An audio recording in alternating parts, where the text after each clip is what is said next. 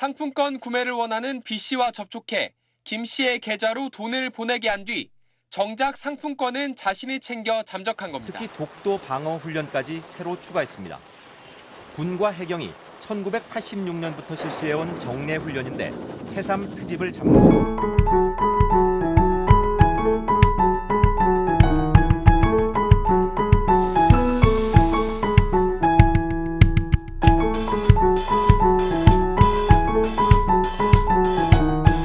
안녕하세요. 품질안전팀 최영수입니다. 앞서 영상에서 보셨듯이 이번 달 교육은 사기와 방어에 관한 내용입니다. 그런데 영상에서 본 일반적인 사기와 방어가 아니라 식품 사기와 식품 방어에 관한 내용입니다. 여러분은 식품 사기에 대한 용어는 많이 들어보셨을 겁니다. 하지만 식품 방어는 아마 생소하신 분이 많을 겁니다.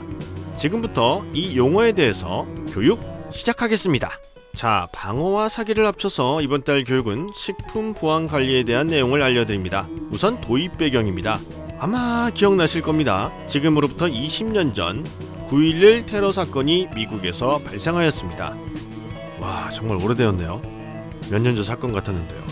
이 사건을 기반으로 다른 내용들이 연관되어 미국에서는 식품안전현대화법이 2011년에 제정되었습니다. 일명 FSMA 피스마라는 법이 생기게 된 것입니다. 추가적으로 우리 센터에서도 인증을 받은 FSC 22000에서는 식품 방어와 식품 사기를 관리할 수 있는 내용을 만들라고 정해놓고 있습니다. 결국 현재 식품 사업장에서는 이 식품 방어와 식품 사기에 대해서 관심을 가질 수밖에 없는 것이죠. 자, 그래서 화면을 보시면 햇삽, 태삽, 뱃삽이라는 문구가 보이실 겁니다. HACCP, TACCP, VACCP. 우리가 흔히 아는 햇섭은 식품 미해 요소에 대한 관리, 태섭은 식품 방어, 의도적인 부분에 대한 관리, 뱃섭은 경제적으로 인한 식품 사기의 관리입니다. 앞에 H, T, V 알파벳을 빼놓고 나머지 ACCP는 모두 같은 내용과 철자입니다.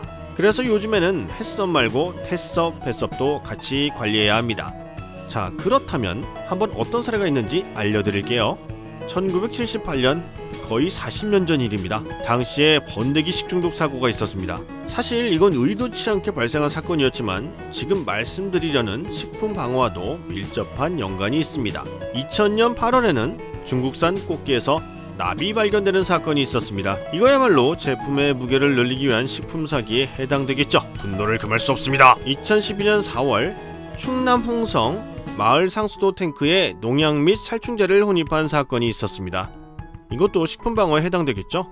2013년 3월 유럽에서는 소고기 대신에 말고기를 소고기처럼 변신시켜서 유통한 엄청난 사건이 있었습니다. 말이든 소든 4발 달렸다고 이러면 매우 곤란하겠죠. 이것도 식품 사기에 해당됩니다. 2018년 9월 호주에서 딸기의 바늘을 슉슉 꽂는 사건이 발생하였습니다. 이는 농장에 불만이 있던 직원이 의도적으로 행한 사건인데요. 이것도 식품 방어에 해당됩니다. 바늘 있는 딸기를 먹으면 혀에 구멍 나요. 무섭습니다. 이번에는 허위 보도로 인한 피해 사례인데요. 1989년 11월 삼양식품 공업용 우지 파동 사건이 있었습니다. 결국 10년이 지나서야 안정성이 입증되어 무죄가 선고되었지만 그동안 해당 기업이 입었던 막심한 피해와 손해는 이루 말할 수가 없죠. 이로 인해 경쟁사의 매출이 올라가는 일이 있었습니다. 1995년 10월 젖소의 고름이 우유에 섞인다는 뉴스 보도가 나왔습니다. 저도 한때 이 뉴스 보고 특정 우유를 안 마신 적이 있었습니다. 이것도 잘못된 보도로 인하여 피해를 입은 사건입니다. 2004년 6월 엄청난 이슈를 불러왔던 쓰레기 만두 사건이 있었습니다. 이도 특정 몇 업체의 사례를 과잉으로 보도한 사건이었습니다. 이 일로 인하여 어떤 만두 제조업체 대표는 스스로 목숨을 끊는 안타까운 사건이 있었습니다.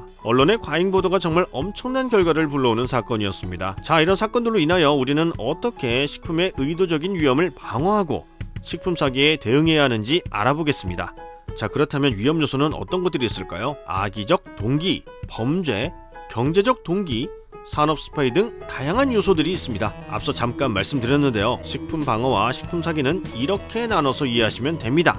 식품 방어는 어떤 의도적인 테러나 위험인자가 식품에 혼입되지 않게 막는 것이고, 식품 사기는 경제적 이득을 취하려는 개인 또는 집단으로부터 식품이 오염되지 않게 막는 것입니다. 결국 이를 위해서는 여러 가지 대책이 필요하지만 개인 또는 조직에서 할 수 있는 일들은 다음과 같습니다. 시설에 대한 관리, 인원에 대한 관리, 운영에 대한 관리 등 모든 요소에 대해서 관리할 수 있도록 구성원 전부가 다 같이 협업을 해야 합니다. 우선 평소에 할 수 있는 일들부터 말씀드리겠습니다. 매번 화학제를 이 노란색 박스에 보관해달라고 말씀드립니다. 그리고 잠금 장치를 해야 합니다. 왜냐? 그 안에 화학물질들이 많은데 누군가가 의도적으로 제품에 오염을 시킬 수 있는 것입니다. 혹은 악의적으로 같은 동료에게 뿌릴 수도 있는 정말 엄청난 사건이 발생할 수 있습니다. 언제나 화학물질은 안전한 곳에 보관하여 시건 장치를 잘 해야 합니다. 또한 외부인이 들어오게 되면 반드시 어떤 용무로 왔는지 확인하고 동행 및 통제를 진행해야 합니다. 외부인이 나쁜 목적으로 우리 사업장에 들어올 수도 있기 때문입니다. 자, 나머지 사항들은 여기 이렇게 화면으로 천천히 넘겨드리겠습니다. 한번 주의 깊게 화면을 멈추고 천천히 봐주세요. 설명드린 것보다는 한 번씩 천천히 보시는 게 더 좋을 것 같습니다. 네, 보시는 동안 추임새를 넣어드릴게요. 천천히. 이번 달은 식품 방어와 식품 사기에 대해서 설명해 드렸습니다. 좀 생소한 용어일 수도 있지만 잘 알아두셔서 업무에 적용하시면 좋을 것 같습니다. 감사합니다.